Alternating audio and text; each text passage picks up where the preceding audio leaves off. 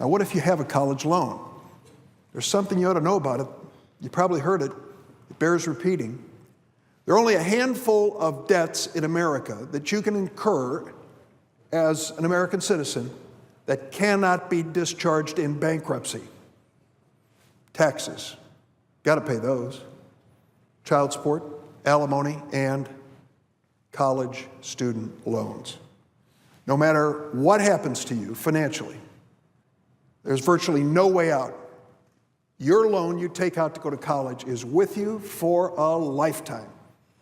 Even in bankruptcy, you can't discharge it. At the end of bankruptcy, it's still sitting there. And unfortunately, the interest is growing. That's why we've got to take a look at it.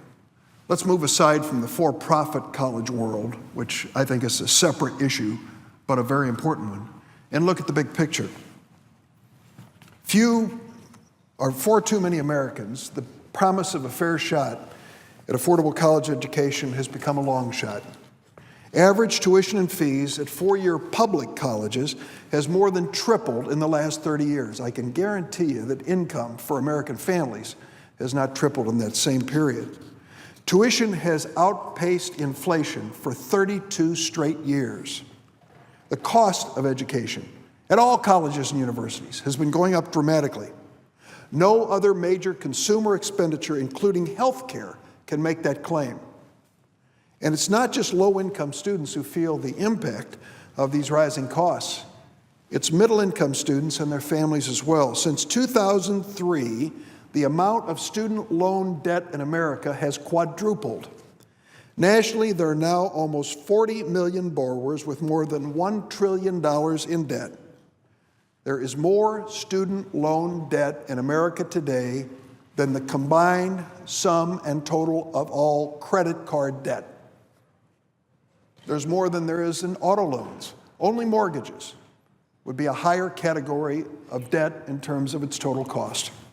The average student loan debt increased by 49% between 2005 and 2012 to $27,850. On average, Illinois graduates of the class of 2012 left with a little over $28,000 in debt. But their individual debts, as you might guess, are much higher. 1.7 million Illinoisans have outstanding student loan debt out of a population of about 12.5 million. What effect does $1 trillion in student loan debt have on the American economy? The Federal Reserve warns us that it's threatening current and future economic growth. The student loan debt crisis has been compared to the mortgage crisis we went through 8 or 9 years ago. It's ingrained in American culture that each successive generation wants to do better than the previous one. But student loan debt is crippling middle-class growth for younger generations. Currently, the median household wealth of people my age in the 55-65 bracket is 44 times the net worth of the median household of people younger than 35. People under the age of 35 are struggling. This is historically unprecedented and has a lot to do with student loan debt. I've heard from so many people in my state about this issue. They say student loan debt is preventing them from buying a car, borrowing any more money to finish their education, having their own place to live, getting married, and once married, having children. I've met couples that have said, we made a family decision, no kids, until we pay off the student loans, and I'm not sure we'll be able to pay them off in time to make that decision. Think about that for a second. They can't even start a family because of the student debts and the fear that they're going to default on them. I've heard it firsthand back in Illinois last week. One student I met, Babinthi Tarawali, is struggling with student loan debt even though she's done everything right. She immigrated to the United States when she was 11 years old from Africa. Her family was very poor, but they told her, you gotta have an education. She graduated from high school, went to a local community college, a good place to start, completed her undergraduate degree in sociology at the University of Illinois. She told me she wanted to help others pick themselves up out of poverty like she did, so she went to graduate school for a master's degree in social work. She recently graduated from a program at the University of Illinois, and though she was able to get through her undergraduate years without much debt, She spread out her graduate studies over 3 years as she was raising her family of 3 kids. She had 1 graduate assistantship, but she had to pay for the rest with loans. To compound this problem, her husband, another University of Illinois graduate student in education, also has student loans. Together, Mabenti and her husband, now that they've completed their degrees, have a debt of $150,000. One wants to be a social worker, the other wants to be a teacher. Now she worries about how her family is going to be able to cope with debt 3 times what any annual salary will be that she might receive as a social worker. The irony is that even as a college degree becomes harder to afford for the middle class, it's more important than ever that people get educated and trained and skilled for better jobs. Only college-educated workers have had wage gains in the last 30 years. If you don't go the college route, your chances of success are diminished dramatically. That's why we want to address these serious issues. This bill that I'm talking about, the one that will be introduced tomorrow, will give students with college student loan debt who are current on their loans an opportunity to refinance. I talked to Mabenti and other students. It meant for her that her interest rate would come down from 6.8% to 3.8%. Now, if you've ever gone out to get a mortgage, or you know somebody who did, they'll explain to you that 3% of your interest rate is a big deal.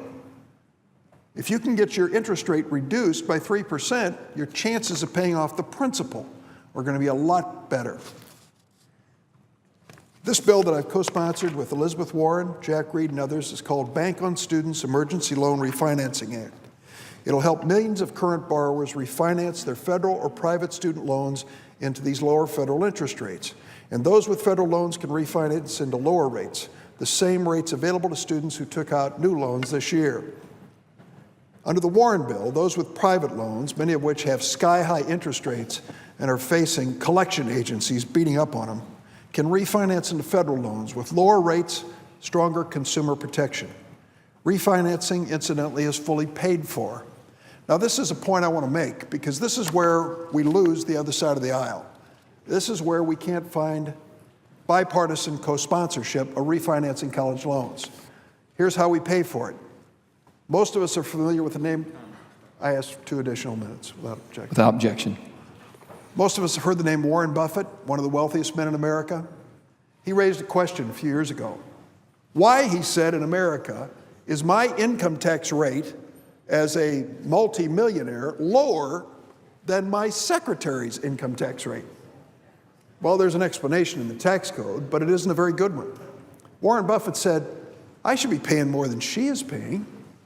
And so we've come up with something called the Buffett rule, which says if you're in the multimillionaire category, you're going to pay a higher income tax rate than your secretary. What a radical idea that is. I'm just kidding. I think it's reasonable. And that's how we pay for refinancing college loans. The problem is that when we go to the other side of the aisle and say we want to refinance college loans, it's going to take some money to do it. We'll put in the Buffett rule so millionaires pay more in their income taxes. They say, we don't want any part of it. We will not increase taxes on anybody. Well, by taking that position, they're sticking 44 million Americans with college loan debts at higher interest rates and all the problems they generate. So what's better? That millionaires pay a little more so that working families across America have a fair shot at paying off their college loans, or just saying we're not going to touch the tax code for any reason whatsoever, and isn't it a darn shame for these students and their families? Well, it's pretty obvious to me what we should be doing. I met Cheyenne Pichard last week at Illinois State University. She graduated with a teaching degree and about $30,000 in student debt. She's got a job. She's going to be teaching at public schools in Eureka, Illinois. Even so, on a first-year teaching salary with an upcoming wedding, incidentally, her student loan debt will undoubtedly be a burden. If she's allowed to refinance her loan, which she took out at 6.8%, she could cut her interest rate almost in half. That'll make a big difference. So tomorrow when this legislation is introduced, I hope anyone who has a family where they borrowed money for college, who has a son or daughter deep in debt and trying to wonder how they're going to get out from under it, contact your senator or your congressman and ask them, are you going to be part of this college student loan refinancing effort? I hope they'll say yes. We need bipartisan support to help these students out of the debts that they're facing today. Mr. President, I yield the floor.